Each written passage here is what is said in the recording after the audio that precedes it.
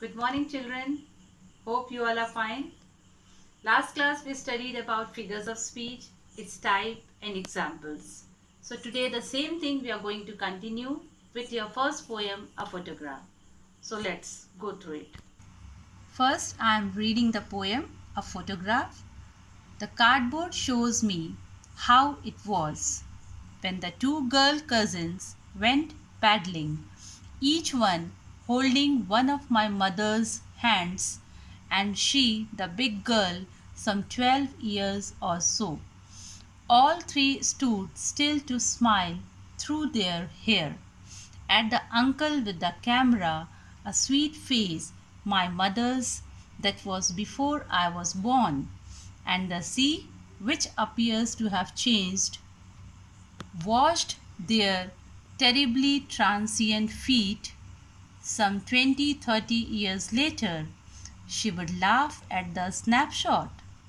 See, Betty and Dolly, she would say, and look how they dressed us for the beach. The sea holiday was her past, mine is her laughter. Both wry with the labored ease of loss. Now she has been dead nearly as many years as that girl lived. And of this circumstance there is nothing to say at all.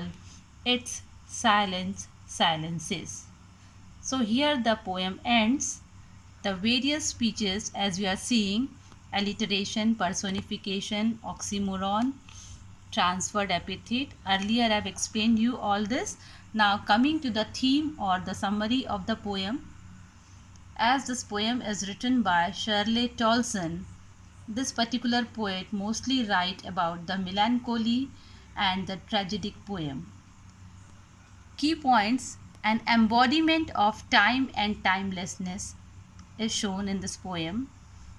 It is a melancholic poem, that is a sad poem, as in this we are acquainted about loss, pain and separation.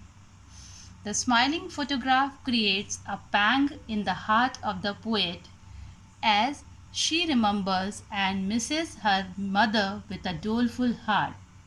The absence of her mother in her life has made her life a gloomy one. It is a nostalgic poem as it describes sentiments of the past. Now the poem describes three stages of life. First stage about childhood. Photograph of poet's mother at the beach describing the childhood days of the mother. Mother's cousins Betty and Dolly. Poet's mother age that time was around 12 years. They all were barefooted as shown in the photograph or the snapshot. Uncle clicked the picture. Sea has changed less. That's why the word transient is used. Mother's face has changed because it was a childhood photograph and now mother's face has been changed. Now in the second stage you will see, or the second stanzas of the poem shows 20 or 30 years later. Memory of author, poet's mother laughing at the photo, laughing at the dress. Sea holiday, an event of past. Laughter is real. As they were enjoying the sea holiday, so the laughter is real and pleasant for poet. Sense of loss. Sense of loss means now the poet has lost the mother. So lost her happy moments of childhood. Now this particular line, lost her happy moments of childhood, this is depicting about mother, that she has lost her happy moments of childhood. Third stage, mother is dead.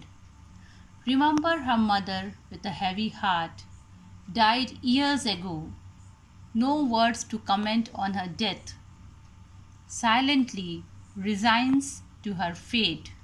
The destiny, we can't control the destiny, so silently resigns to her fate. Old photograph moves her to silence. So with this the poem ends, and this was a summary, and the question and answers I have given in the next slides, like what does the word cardboard denote in the poem, why has this word been used, So the answer is, in the poem, the word cardboard means a frame which supports a photograph.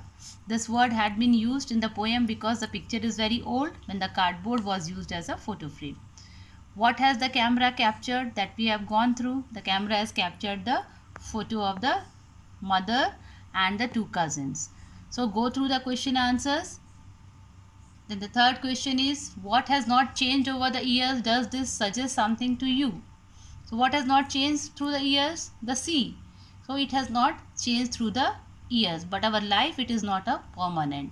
So the poet is sad about her mother's demise 12 years ago, and her laugh is her favorite past memory. Now fourth question I have given, the poet's mother laughed at the snapshot. What did this laugh indicate? So whenever we are having the photograph or the snapshot, we generally do the act as a laughing, or we want to pose the laugh. So her laugh indicated her remembering the innocent days and the nostalgia feeling. Behind the laugh is also a feeling of pain that those days won't be back. Now what is the meaning of the line, both wry with the labored ease of loss? As I said, this is a figures of speech, both wry with the labored ease of loss. It is an oxymoron. So the above lines means that the poet's mother felt pain whenever she saw the photo, because the innocent childhood days would never be back. Those are just the memories. While the poet has lost his mother 12 years ago and she misses her a lot and recalls her laughing and pointing out the outfits they used to wear at the beach holidays. Both of them lost something. So now next question is, what does this circumstance refer to? The word this circumstance refers to the present situation of the poet, which is the painful memories of her mother who have been deceased 12 years ago. While looking at the old photograph of her mother's childhood makes her miss her more. She remembers her laughing and how the photograph was her favorite past memory. And the last question, that is the 3 stanzas depict 3 different phases. What are they? That I have already discussed with you. The childhood days, and the second stanza about mother, and the last stanza when she has been dead. Now coming to the second poem. Here I'll just at a glance discuss with you the figures of speech used in this poem. Before that, you have to go through the poem, read the poem once, and then you will be able to understand what are the various figures of speech used. Just with the help of example, I am explaining you. First is personification. So as you know, the inanimate object is referred as a person. The rain is personified here. Now metaphor, I am beautiful pearls. Now the person is compared with the pearls. I am a messenger of mercy. Again, person is compared with messenger of mercy. My announcement is a welcome song. So here all the comparison of the things have been made without using the word as or like. Now in the third, simile is also used in the poem Voice of the Rain. Now how can you know that the simile is used? Because the word like is there. I am like earthly life. So simile.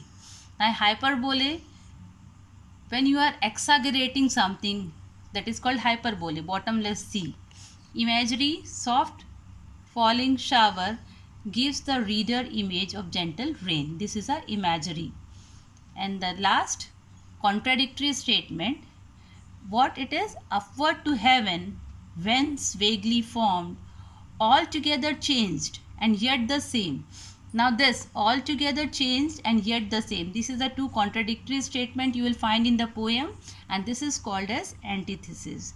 So now I think children, the various types of figures of speech through these 2 poems might be clear. You go through the poem, learn it thoroughly, and then you will be able to understand it more properly. Thank you.